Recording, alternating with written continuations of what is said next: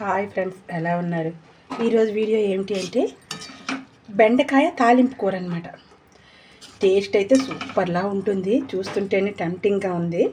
అంత టేస్ట్గా ఉంటుంది. నాకు ఈ కర్రీ అంటే చాలా ఇష్టం. మాత్రం ఇలా గనక ఒక్కసారి బెండకాయ చేసుకున్నారు అంటే మళ్ళీ ఇలానే చేసుకోవాలనిపించేంత టేస్ట్ అయితే ఉంటుంది.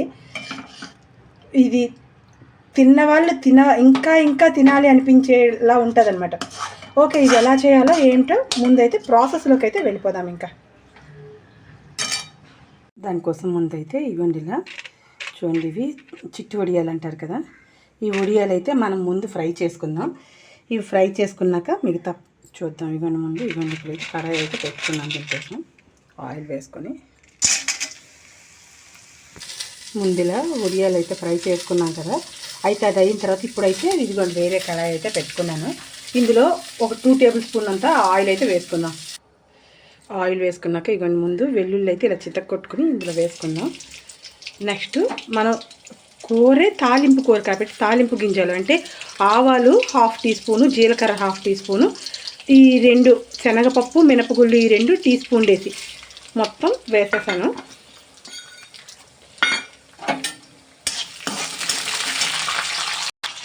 ఇప్పుడు ఇంకా వడియాలు అయితే పక్కకు తీసేసుకుని మిగతా ఇంగ్రీడియంట్స్ అన్నీ అంటే ఇదిగోండి, కొబ్బరి ముక్క, ఇలా కొబ్బరి ముక్క పలుచగా ఇలా కట్ చేసుకోవాలి ముందైతే. దీనికి ఇది మంచి టేస్ట్ని అయితే ఇస్తుంది. ఇంకా ఇదిగోండి, ఇది ఇలా ఉల్లిపాయ ముక్కలు, కొద్దిగా పచ్చిమిర్చి, కాస్తంత కరివేపాకు. అయితే పచ్చిమిర్చికి బదులు ఎండుమిర్చి వేసుకోవచ్చు. అయితే నాకు పచ్చిమిర్చి అయితే అది తినడానికి కరకరలాడుతూ బాగా టేస్ట్గా ఉంటుంది కదా అని చెప్పి నేను పచ్చిమిర్చి వేసుకుంటాను, కానీ ఎండుమిర్చి అయితే వేసుకోవచ్చు. ఇప్పుడు ఇంకా ఇందులో మెయిన్ ఇంగ్రీడియంట్ బెండకాయ కాబట్టి ఇటువంటి బెండకాయ అయితే ఇలా పొడుగు ముక్కలు అయితే కట్ చేసుకోవాలి. పొట్టి ముక్కలు కట్ చేసుకున్నారంటే మీకు అది బంకగా వచ్చేస్తుంది అన్నమాట కర్రీ అయితే. ఇదిగోండి, ఇలా కాస్త ఫ్రై అయింది కదా, ఈ స్టేజ్లో ఉన్నాయి. ఇప్పుడు సాల్ట్ అయితే యాడ్ చేస్తున్నాం.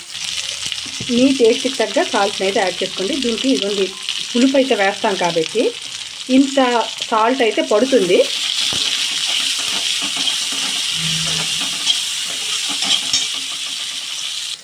ఇదిగోండి, ఇలా ఇది ఫ్రై అయిపోయింది కదా. ఇప్పుడైతే ఇందులో మీ స్పైసెస్ తగ్గట్టు రెడ్ చిల్లీ పౌడర్ యాడ్ చేసుకోండి.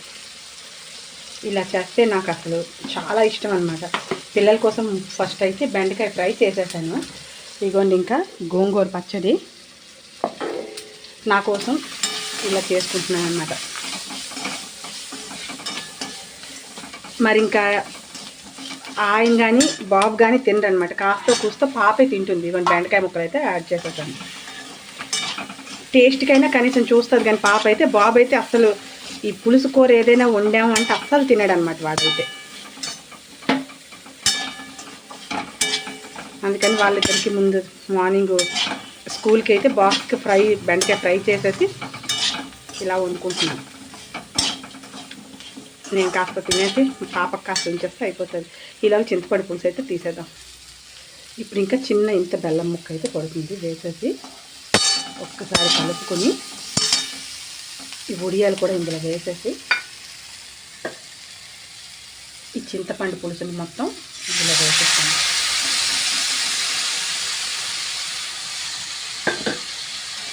వేసేసి కలిపేసి ఒక్క 10 మినిట్స్ ఇలా కుక్ అయిందంటే టేస్ట్ అయితే సూపర్లా వచ్చేస్తుంది. ఇంకా కర్రీ మొత్తం కంప్లీట్ అయిపోయింది. చూడండి, ఇలా దగ్గరగా అయిపోయింది కదా. చూస్తున్నారు కదా, చూస్తేనే నూరూరేంత బాగా అయిపోయింది. చూడండి, ఇది టేస్ట్ అయితే సూపర్లా ఉంటుంది. రైస్తో అయితే చాలా టేస్ట్గా ఉంటుంది.